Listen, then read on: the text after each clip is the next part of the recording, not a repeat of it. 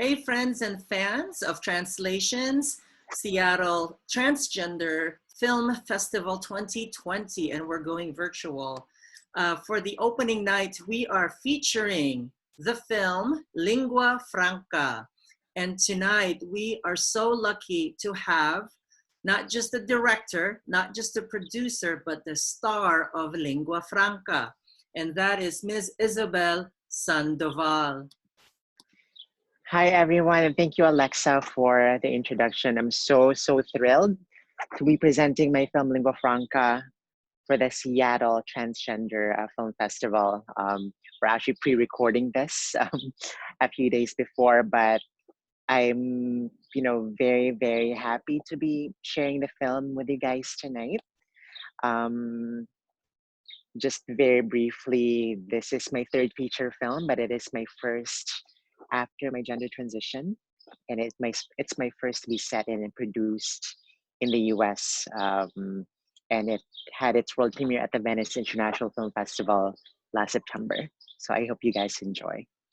That's Is that right. for the introduction? Okay. No, Cool. That's great. And for our new friends out there, and I won't be surprised if you capture another legion of fans, let me share with you Isabel's background. Miss Isabel Sandoval is a New York-based filmmaker, and we are so proud to share this with our friends and fans that she's the first trans Filipina woman of color to write, direct, produce, and star in a feature film here in the United States. In fact, the Museum of Modern Art recognizes her as a rarity among the young generation of Filipino filmmakers. And if I may add, Filipina and Filipinx. She has produced, written, and directed 3 full-length features, including in 2011, Senorita, which premiered at the Locarno Film Festival in Switzerland and won the Emerging Director Award at the 2012 Asian American International Film Festival. And her second feature film, Aparición, in 2012, or Apparition, a period drama about cloistered Filipino nuns during the Marcos dictatorship, widely acclaimed in its Philippine release and won the international awards, including the Hawaii International Film Festival and the Deauville Asian Film Festival in France. Her film had a week-long run at the MoMA and showcased in a 2017 film series, A New Golden Age Contemporary Philippine Cinema. As you can see, the MoMA just adores her. And now her third feature, Lingua Franca, an immigration drama set in Brooklyn, stars Eamon Farren of Twin Peaks and Ivory Aquino of When We Rise, Lev Gorn from The Americans, and the late, great Lynn Cohen of The Hunger Games and Sex and the City. Once again, welcome to Translation, Seattle Transgender Film Festival, the world's largest trans film fest. And Isabel, before we jump into the film, how are you coping with COVID-19? Oh my gosh. So it's been a very surreal, strange time, of course, but I'm taking it as an opportunity both to stay inside and, stop the spread of the virus, and also just taking stock and find some inspiration. I'm currently working on my next script, so I hope to finish that over the next few weeks. Oh my gosh, that is amazing. Actually, that was one of my questions on my bucket list. Yes. What's the future of Isabel Sandoval? I love it. And for our viewers out there and listeners, I hope that you can hear the birds chirping in her backyard. Are you feeling like a little bit of Snow White today, tonight? A little. It feels like summer. It's almost 80 degrees, and it's just like, the start of May. So you can hardly tell there's a pandemic going on. But Right. Mother Nature is just happy. Be around. Pandemic or no pandemic, right? All right. Well, let's jump right in. I know your fans and friends and family here in the Northwest are very eager to learn a little bit more about you and perhaps a little bit about the film, but we don't want any spoilers, right? So I've noticed some references to your current feature film in the recesses of the dark web as Brooklyn Secret? Why the change in title and what's the secret? So Brooklyn Secret was the title chosen by the French distributor for the French release of the film. I guess it's just been a trend among, American films that are set in New York Mm-hmm. to kind of change your title to something like, for example, um, they would typically change an American title to have the word either Manhattan or Brooklyn because apparently that's very hip and trendy Mm-hmm. for the French audiences. So that's what they did for my film. And I think Brooklyn Secret just gives it a more, I guess, romantic or sensuous Mm-hmm. connotation. Yeah. Oh, now we know the Yeah. secret. Which I think is very French. Yeah. Right? Yeah, Yeah. a little bit of Italian. I love the Yes. amalgamation of the language, and the title that you ended up with is, I think, so apropos, if I may say so, as a fan of your work, and particularly this film. Mhm. And my sub question to that initial question is, what's the relevance of Brighton Heights in Brighton the film? Beach. Yeah. Um, yeah, I live in Brooklyn but I live, in more of the northern part of Brooklyn, closer to Williamsburg. Um, so Brighton Beach and Coney Island are very Mhm.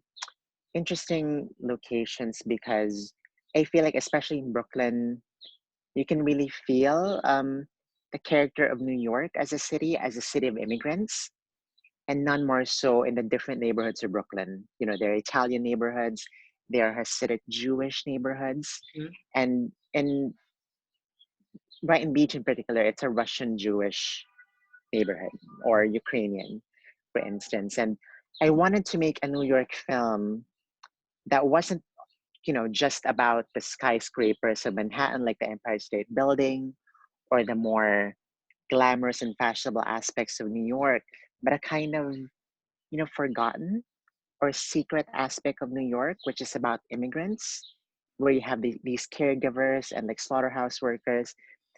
And that's why Lingua Franca is essentially a story. It's a love story about between immigrants, one who's a first generation transgender Filipino immigrant and a third generation Russian Jewish immigrant.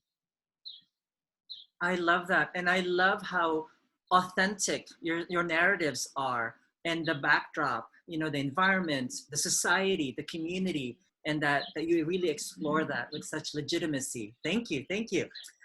Also, I've seen interviews where you've mentioned a psychological draw to the story or the character in your films with a trans narrative.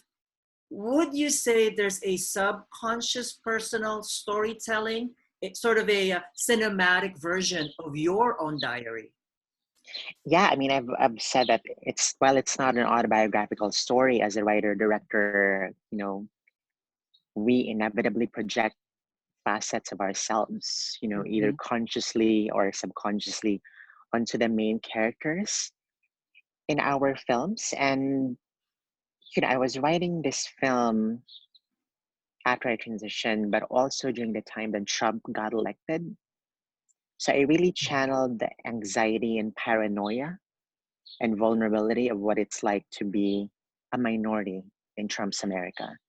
And Mhm. in a way, when you think about it, she's kind of a gold star minority because she's a woman. Mhm. She's transgender woman of color Mhm. who's an immigrant and who happens to be undocumented. So it feels like, you know, the cards are stacked against Olivia, but I wanted Lingua Franca ultimately to be a chronicle of her resilience. Yes. Yeah. I love that. Again, the honest storytelling that you're able to capture in film. It's so real, right? Thank you. And I also love that, yes, there is a trans heroine in the film, Hmm. but it's not the stereotypical perspective of the white cisgender hetero lens. I love Yeah. that you empower her character. It's empowered and it's Hmm. empowering. And I really hope that it translates to the audiences watching this all over the world, that it's not about objectification, it's not about exotification, but it's about the authentic lived lives, lived narratives of trans people, not just of trans women, truly of all trans community members, right? But we know, we recognize that there's a disparity in race, you know, and still Exactly. there's a little bit of sex there too, right? Sexism, even Yeah. though we're in that umbrella community of trans people. I love that so much. Thank you. Thank And you you. give it so much, you gave power to the stories of immigrants. And I Thank you, also Alexa. adore the accents. Mm-hmm. Like myself, I'm also first generation, so it's so beautiful to hear that when I first. So people, warning, you don't want to hear some spoilers here, but the authenticity of it's so beautiful to hear the accents, whether it Thank was you. you know, of the grandmother that you know, Yeah. the person you were caretaking in the story, and yours and your friends. It was so beautiful. It felt like home to me, and listening to my Filipino Americans, my Asian Americans, when we have, you know, meetings, well, you know, virtual, 6 feet away kind of meetings. So beautiful. And thank you for that. Thank you. Thank you.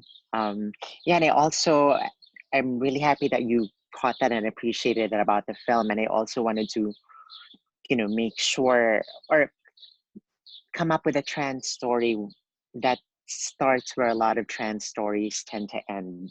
Like a lot of films with transgender protagonists that are made by cis, white um, male directors, for instance, like the Danish Girl, focus tend to focus on the transition.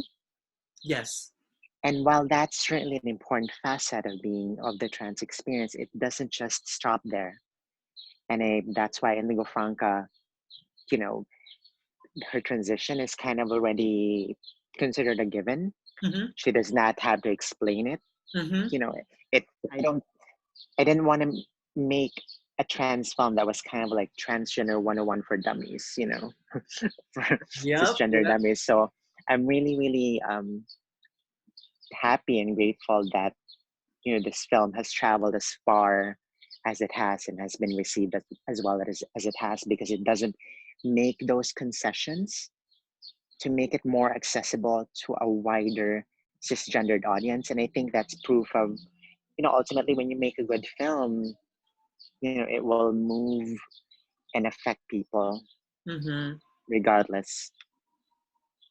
Yeah. Lastly, on this topic, only because we don't really have a huge platform for talking about and sharing and celebrating the trans lived narratives of people through cinema, the sensuality of your character was very pronounced, but in a very beautiful way. It wasn't exploitative. It was just sensual and beautiful. And again, because it was a first, it's from the first voice, and you just expanded on that scene or a couple of those scenes, right? Oh, so beautiful. Again, spoiler alert, folks. I'm not saying much. I'm really being trivial about it. But again, Yeah. yeah, so beautiful. Thank you. Thank you. Yeah, just briefly on that one, I wanted to, because especially in American cinema, sex scenes that show women almost always feature them as the objects. Mm-hmm. It's shot and viewed from the male gaze, whereas, the central scenes in Lingua Franca, I wanted the camera to just take in this woman experiencing her pleasure, and not being apologetic about it. And yeah, I think that makes it radical in some sense, because it's not only about the female desire and pleasure, but it's specifically about trans female desire and pleasure, where she is the active agent and not the object of the scene. I think you can legitimately add educator in your resume. You really taught us about sex positivity for all bodies, for all human bodies. Thank you again. Thank you. My next question is around your writing. What Mhm. draws you to pull from historical, political, and cultural backdrops in your writing? And I know never to ask a lady how old they are, but I was really pleasantly surprised, as a young filmmaker, director, writer, actress, you drew from, now I'm much older, and many of my friends know this, but when you, in your previous films, you talked about the Marcos dictatorship, you centered stories around the TNT, the Tago ng Tago, you know, who have to figure out how to get a green card. Those stories were very prominent in the 70s and the 80s, and you brought it back into the 2020. What draws you to pull from those narratives, historical, Um, political, cultural? yeah, I feel like, history has a lot of to teach us, um, because history tends to repeat, itself after a certain number of generations. And I think as a filmmaker, what I'm drawn to are stories of marginalized women or women who are at a certain disadvantage of power, finding themselves in a very particular socio-political context that happens to be fraught. And for example, Marcos dictatorship is one. Um, and that was in my movie Apparition about the nuns. In Lingua Franca, of course, it's the Trump administration. And like in this new movie that I'm writing, it's set in the 16th century in the Philippines, when the Spanish missionaries first arrived to Catholicize the natives. So, and I think those episodes in history just tend to be very rich mines for dramatic material, for women kind of grappling and questioning and reckoning with, like questions of power. Yeah. Absolutely. Lastly, you've spoken of hope about Lingua Franca. What is your hope for our trans community? Um, on a very personal level, I mean, I know it's hard not to be political because, of our current political climate and the administration. But I would want us, to be happy and empowered and to be able to fully express our humanity and individuality, you know, with whatever work that we do. And for me, I consider my filmmaking and my art as my advocacy. And I'm trying to use that as a platform to shed light on what I would like to think is a vast continuum of the trans female or the transgender experience. Mhm. Um, I've with Lingua Franca, I've shown transgender woman who is a caregiver and who's an immigrant, and the intersectionality of these kind of layers to her identity. And I hope to revisit that topic again in another script called Baptism that I was awarded a screenwriting grant for from the San Francisco Film Society Westridge Foundation, which is about an interracial adoption drama between um, a white, blue collar lesbian woman who had given up for adoption a half Filipina transgender daughter. So she gave birth to a baby boy, and her child eventually transitioned to become a woman. And so they reconnect when her daughter is now an adult. And so the transgender daughter is a lawyer. So I just wanted to show these different facets and experiences of being transgender and an immigrant in the US. So I think that's what I can do as an artist. Sorry if I'm rambling, but No, not at all. This is why yeah, you're so brilliant, in all the things that you do. yeah, The thank authenticity you. of your story. And what an honor, what a gift to your friends, family, and fans here in the Northwest. Thank you so much for Thank you spending so much, time with Alexa. us. You're very Yes. welcome. Maraming salamat po, ate. Mabuhay ang Pilipina. Mabuhay. So there you have it, folks. the director, producer, writer, and star of the feature film Lingua Franca, Miss Isabel Sandoval. Her film is being featured tonight for the 2020 Translations Film Festival. And we are so, so honored to have her here. And we hope that you enjoy the film. She has been called a quadruple threat by Broadway producer Jet Tolentino, who is a Tony Award-winning producer and a Grammy Award-winning producer. And she is an amazing trailblazer. We are so honored to have her. She is, again, a film writer, a director, an actress, an educator, and an activist. A trans-Filipina woman of power. Makibaka po tayo. Mabuhay ang Pilipina. Miss Sandoval, And Isabel, would you please invite our friends and welcome them to your film, your friends here, your family, and your fans here in the Northwest, to your film here at the 2020 Translations Seattle Transgender Film Festival virtual version. You have the mabuhay and oh, thank you.